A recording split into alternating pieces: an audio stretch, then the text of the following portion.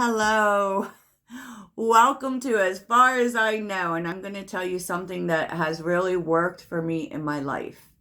And that is, why is it doing that? Why does the screen flicker so much? I don't know, but let's get on with it. So, spiritual practice. Always there are people really interested in spiritual practice, and it's super easy. I mean, first of all, we do it to one, get what we want, right? It's great to attract things to us. We also, at the end of the day, though, it keeps us in a balanced and focused state. Mindset, mindset, mindset. And I found this to be true like when there was a time, y'all, when I was a highly stressed individual. Very stressed, very stressed, very negative, very woe is me, why is life always punishing me? And then I came to a point where I said, you know what, I can't do this anymore. I can't do this. And I think the time in which it really started to hit home, I can see that I had been doing things up till then, reading about a lot of things. I had for a long time really searched for the religion that was right for me. And this was an interesting journey because that's Sagittarius, right? Sagittarius is searching and Sagittarius is discovering, and I explored different things, even churches. I used to go to all kinds of different churches, and I just couldn't, like, I would find pieces of things. So, and that's what I think spirituality is at the end of the day, taking the pieces of things that works for you, right? So, because I did really resonate with the Buddhist culture. Um, but, I take the parts that I like about different religions, but because I am a person who doesn't assign myself to organized religion, though I highly support anyone who finds that helpful for themselves. But I find helpful things in every religion. Okay. So let's just get that out of the way because we're not getting into a debate about religion, right? But this led to spiritual practice, and I feel like this is what I had been working towards for a really long time because I had some things. And you have to kind of know that I am a survivor. Okay, not a victim. I will never be. But and I've survived many things from domestic violence to narcissism, which the two are kind of connected, to uh, sexual abuse, to I've been homeless, I've been aimless, I've been stressed out, and so I've been all of those things just like everyone else. And so I was always just really looking for something. And I feel like I finally found it. But one thing that can help you with that is exploring different things. And that's why I say, I mean, there are a lot of people out here who will tell you what you should do for spiritual practice. The ones that I feel like you have to find what's the right fit for you, because the right fit isn't going to be for everyone. And there actually are no rules. This is about you. This is about what helps you, right? And that's why I think it's good to look at different things, look at different people. The people in terms of this that I have found the most helpful are Goddard and Abraham Hicks. Full stop. Okay, the masters of the law of attraction. And for those who claim that law of attraction doesn't work, that's BS. It totally works. It totally works, but it operates on belief. So nothing's going to work if you don't believe it. And it takes time. That's what we do with spiritual practice. We train ourselves to believe, to step into a vibration, and not just step into it, but maintain it. That's the other thing. The maintaining is the most important thing. So even if you start on a journey, whether it's affirmations or law of attraction or whatever it is, and you don't exactly believe it, give it time. Because you're retraining, your brain creates your reality. And you're retraining yourself. The way you think will totally change the more you do it. That's how self-confidence works. I remember, because I very much struggled with self-esteem and self-confidence at one time. And I remember that someone had told me, well, no one can help you with that. Only you can. Keep telling yourself. And that's basically true. And that's what I do. And I don't just do it like it's not a one-shot deal. And that's the problem that I tend to have with people, is that there isn't this fix. Like, there isn't this thing, because we're in a fast food society where we're always looking for a quick fix. No, this is the everyday work. And that's the problem I have with the whole ascension thing. We all are transforming on a constant basis. Energy is constant. And we're always transforming and always growing and always ascending constantly. We can choose not to go, right? And then that will cause a delay, but it's going to happen either way. And it never, ever stops. Never. There's never a point in which you get and say, well, I'm done. I'm woke. This is done. No. And that's why I have problems with those words. But that's a me thing. If you're a Sagittarius, you can relate, because we have trouble with labels. We do. We want everything free and easy, right? So what I do, and spiritual practice didn't always come easy to me. It was kind of a figuring out what worked. And I also didn't want to spend my whole day, doing that. No way. But there are certain things that I do every day. For instance, I journal in the morning and at night. And anytime I feel the need, right? Because it's better than even talking to a friend. And in the morning, the way that I do journaling is I write gratitude. So it's got this whole structure. I write what I'm choosing for the day. Three things I'm choosing. So that could be, I choose to feel good. I choose to be positive. I choose to not put up with bullshit. Whatever it is, 3 things you're choosing. 3 things you're grateful for, right? And you can always find things to be grateful for. 3 things that you're assuming, which the law of assumption assumes that you have things already. And I feel like the best way is to do that about yourself. So that's 3 statements, positive statements of assumption about yourself. I assume I am loved. I assume I am confident. I am assumed that I can win all the time. It could be anything. And then you kind of write your intentions of the day. And if you have time, always take the time to write out your feelings, whatever you're feeling.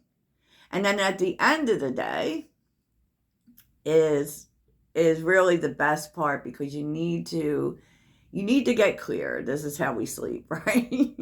This is really effective for clearing. So at the end of the day, what was good about the day? What was shitty about the day? What are some adjustments I can make, right?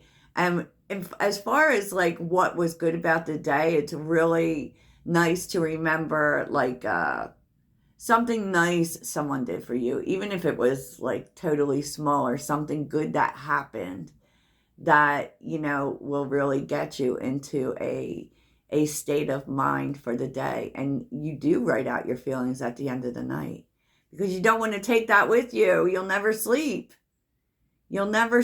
Right? So that aside, movement is necessary.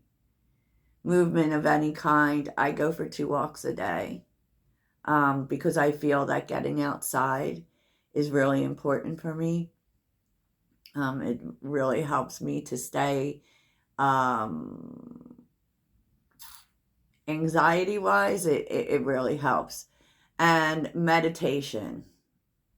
I'm sorry, you have to. At least 10 minutes a day is what I do. So I do, 10 minutes a day in the morning and 10 minutes at the end of the day. Because I do this whole thing for clearing my aura too. Because during the course of the day, like, you don't think about it, but you interact with so much energy, right? And, whether it's people you work with, things you see on social media, and you don't want that in your field. You want to keep your field clear, especially as you're going to sleep, right? So how I do it, which was how I was taught, was I stand with my feet shoulder length apart, my hands out like this, and move it in a circular motion. It's that simple, right? It's that simple. In the morning, what I do, and, sound healing is very good for going to sleep to clear your energy. And I do it in the morning where I just sit in stillness with the breathing. And I will, use heart sounds or singing bowls. I find them to be very, very helpful as far as movement goes. Exercise, walking, um, you know, dancing, any activity, because your body needs that, right?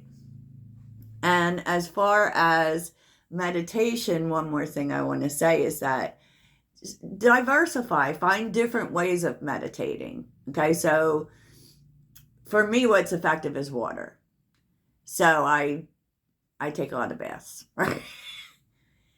I meditate with water. I love to meditate with water and walking because because I can't sit still, right?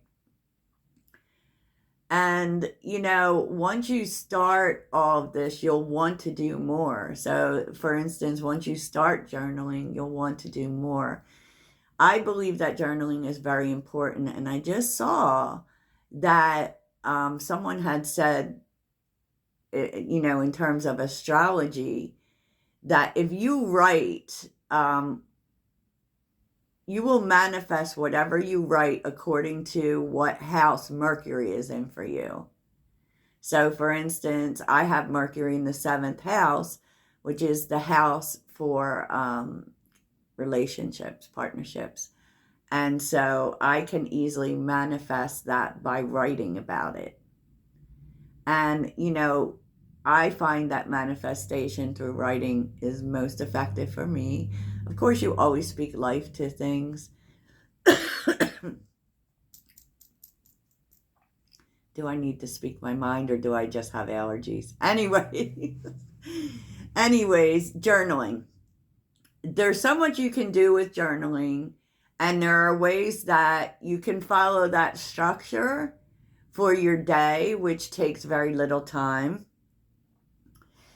You can just free write about your feelings, right?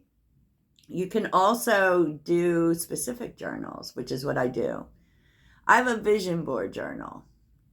Instead of this whole vision board thing, I created this vision board journal and broke up the categories of the things I want in my life. And I wrote them all out, and then I keep the journal to keep myself accountable, to mark my progress. I write about this. So there's nothing you can't write about, right? From this business to my relationships, all of the things. I also have this journal called the 1212 journal. Okay. This is something I created during the 1212 portal. I just love the number 12 because, we know that 3 is everything, right? So the 1212 journal is lists. So it's all lists of 12, and it's a great way to get started with journaling.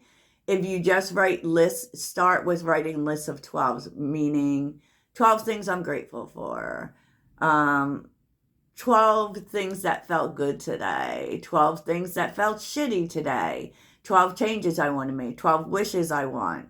I mean, and it goes on and on and on, but you have to do 12. And you're going to find that it's very easy. And of course, once a month, at least we do shadow work. Sometimes, I believe sometimes you can do too much shadow work. You don't want to get stuck there, right? But there are times when you really feel you need to. And this is about keeping yourself accountable. This is about you addressing things about yourself that may be causing blockage for you. Okay? From the way you feel about things to what you allow, and it's getting really real with yourself. And this is a you thing, and this is really a space in which too, where you can write about things and actually come to a different perception of them. This is where I say changing the narrative is great. So for instance, something that happened to you, we tend to think that it was something that it was done to us, right? But we learn the most through these things that happen. We learn the most through pain and through shadow. And so when you change the narrative, it becomes more about you experienced it and what it taught you and how it helped you, right? For instance, for the last 2 years, I have been going through losing people in my life. And a lot of it had to do with people pleasing. Because I am a Libra South node, I was supposed to stop self-sacrificing. And so wherever I was self-sacrificing, the universe was blowing that up for me, And so I got real with myself. I stopped doing it. It doesn't mean I don't give, but there's a healthy way to give. And this is definitely something that I've learned. So that is what spiritual practice looks good to you. Another great idea is that you have to do things that make you feel joy, that make you feel good. Make a list of things that make you feel good. If you can look back to definitely certain things that make you feel good. Activities like whatever, I don't know, running on the treadmill or whatever it is, write a list of things that make you feel joy and start incorporating them daily into your life, as often as you can, because you should always be looking to feel good. You should never be looking to feel bad, right? I mean, it's not rocket science. I find that creating a lot in your surroundings can be very spiritual healthy, right? First of all, I definitely believe I'm not a minimalist, but if you don't love it and you don't need it, you shouldn't have it. That's what I believe. We fill our lives with stuff. And it stresses us out, right? It definitely stresses us out. One thing I do is I keep, learn what your energy reacts to, like in a good way. So some of us are very visual. So, it could be beautiful things make you feel peaceful. Flowers make you feel peaceful. It could be words for you. For me, it's words. In my room, my bedroom is the most mystical place on earth, right? It is filled with purple and stars, and even my bedspread is the whole universe. And yes, and I have words everywhere. Just words. Like, I have like sayings on my room. Positive energy. Think outside the box, inspire, anything is possible, all is well. Create a mantra for yourself. It's a mantra that keeps you inspired. All is well is the one for me.